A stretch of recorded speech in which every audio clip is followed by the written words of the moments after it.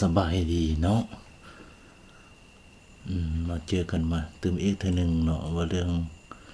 การนำใช้โปรแกรม Craft Analysis นี่เนาะในการวิเคราะห์ข้อมูลในการปลูกพืชเบื้องต้นซะเนาะ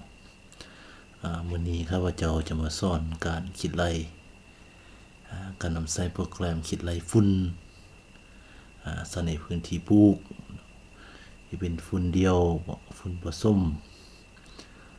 ฝุ่นเดียวนี่หมายความว่าเป็นฝุ่นที่มีธาตุอาหารเดียวว่าซั่นซะเนาะฝุ่นผสมนี่ก็มีฝุ่นครบ2ธาตุก็มี3ธาตุก็มีเนาะ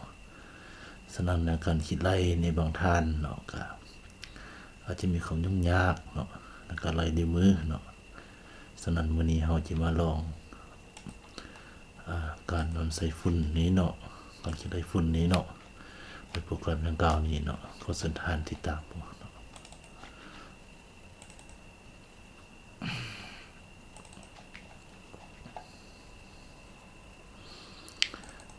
เปิดโปรแกรมขึ้นมาเปิดโปรแกรมขึ้นมา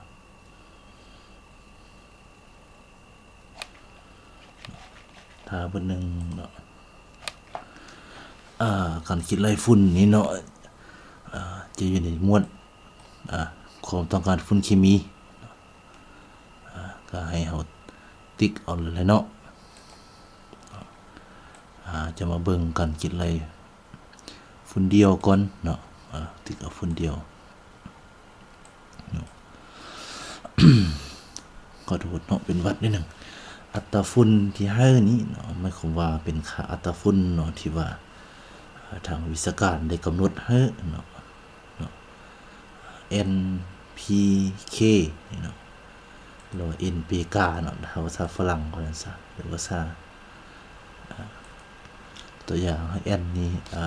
90เนาะP นี้60 K นี้30เนาะและสูตรฝุ่นที่เราจะไปซื้ออยู่ท้องตลาดเนาะหมายความว่าเราจะไปซื้ออยู่4600เนาะ006000แล้ว0060เนาะ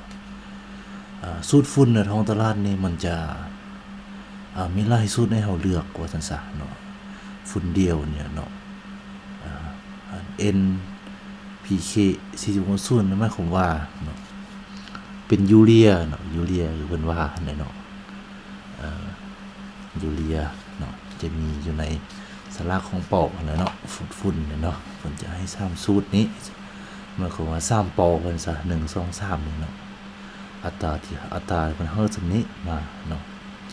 ส่วนอัตรานี้จากนั้นข้าพเจ้าจะไปอธิบายตามหลังเนาะในมือของซอยที่สเก็ตนี้เนาะว่าเราจะมาวิเคราะห์กันเลยเนาะหลังจากที่ว่าได้อัตราฝุ่นแล้วก็ได้สูตรฝุ่นเรียบร้อยเนาะจะถือเขาได้เนาะวิเคราะห์มาเนาะ N นี้เนาะจะถืออยู่195.66 กิโล195.66 กิโลของสูตร46คนสูตรนี้มาหมายความว่าเป่านี่เนี่ยเนาะเขาจะซื้อฝุ่นนี่46สูตรนี้ตัวนี้กิโลเนาะสูตรที่1เนี่ยสูตรที่2นี่จะซื้อตัวนี้กิโลเนาะสูตรที่3นี่จะซื้อตัวนี้กิโลเนาะ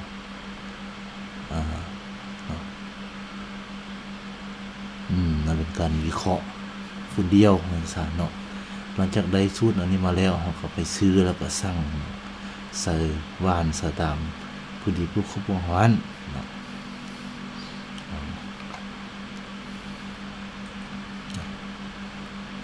จะขอจบการบรรยาย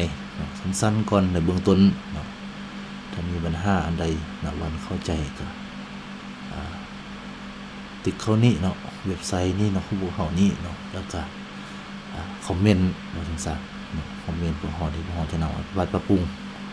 เนาะขอจบแต่เพียงเท่านี้เนาะขอบใจ